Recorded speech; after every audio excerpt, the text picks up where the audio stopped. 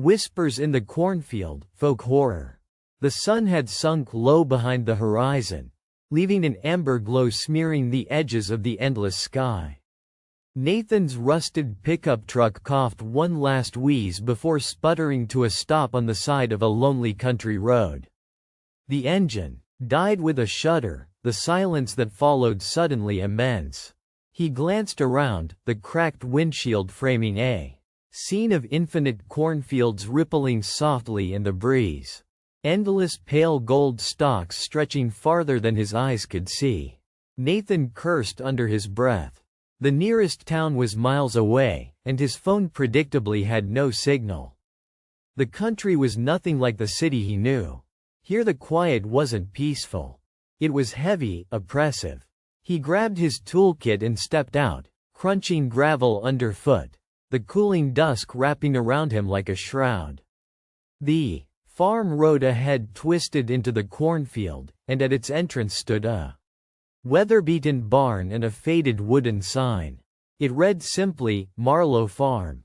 Beyond the barn, a dim light glowed softly from a small farmhouse. Smoke lazily drifting up from its chimney. He hesitated. Part of him wanted to leave soon.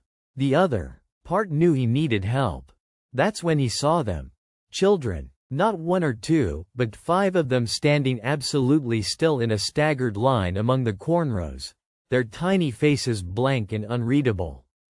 They were eerily pale, their eyes wide and unblinking as they watched him approach. None of them moved. None spoke. Their clothes hung loosely, faded and slightly tattered, as if they belonged to another time. And nothing's heart hammered. "Hey," he called out, nervously, taking a cautious step closer. The silence deepened, the corn rustling as if whispering secrets he couldn't understand. The children remained statues, their gazes fixed on him like marionettes, waiting for someone to pull the strings. Nathan swallowed hard. "Are you okay? Are your parents around?" Still no answer. Then from the edge of the field, a deep growly voice broke the heavy quiet. "You shouldn't be here." Nathan whirled around to see an old man emerging from the shadows near the barn. His face was weathered and sunburned, eyes shadowed beneath a wide-brimmed hat. His clothes were simple but worn and his hands rough from labor. "I'm stuck," Nathan admitted, stepping back toward the truck. "My engine died. Can I use your phone or maybe get some help?" The man studied him with a slow, unsettling intensity. "Maybe you can," he gestured vaguely toward the farmhouse. "Come with me inside." Nathan hesitated, but figured he had no choice. The light from the house spilled out warmly, inviting a sharp contrast to the chill settling in his bones. He followed the man carefully across the cracked soil, the children still standing silent among the rustling cornstacks behind them, as if watching without blinking. Inside the farmhouse was dimly lit and smelling faintly of wood smoke and something sweeter, almost like decaying apples. The old man sat Nathan down at a wooden table scarred with time. "Name's Jed," he said, his voice low and gruff. What's with the kids in the field?" Nathan blurted out. Ned's eyes flickered with something dark. "You shouldn't have seen them." Nathan frowned, unease coiling tight in his gut. "What do you mean?" Jed leaned closer, dropping his voice to a whisper. "Those children, they don't belong here.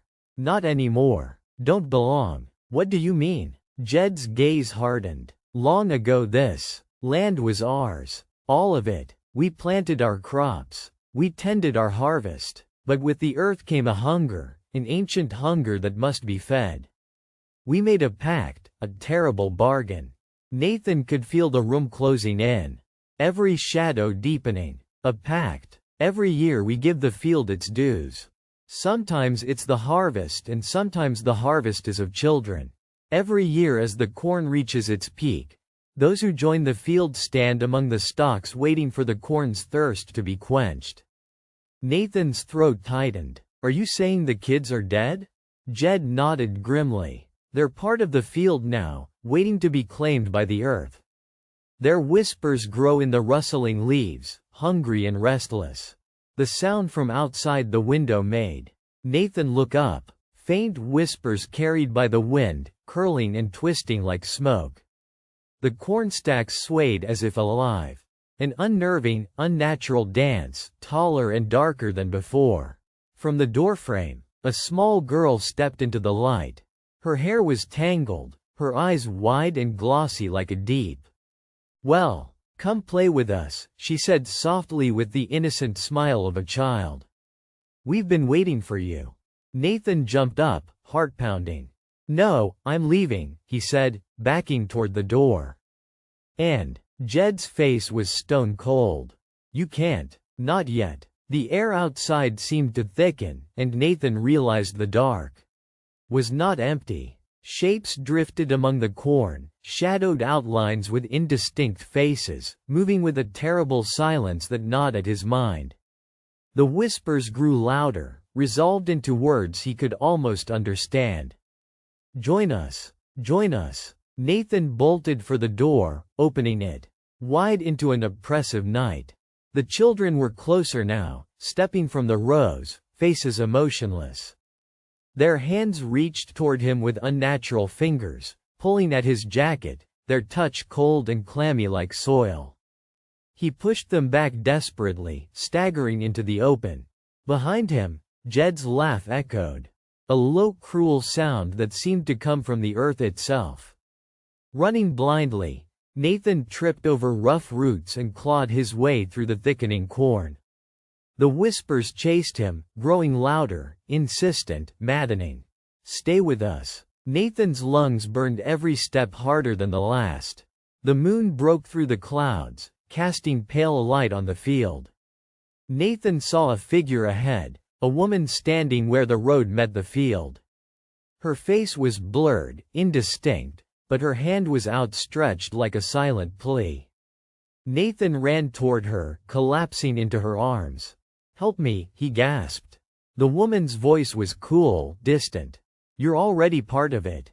Confused, Nathan raised his eyes and saw the farm slowly disappearing behind him, replaced by endless cornsticks stretching to a horizon that made no sense.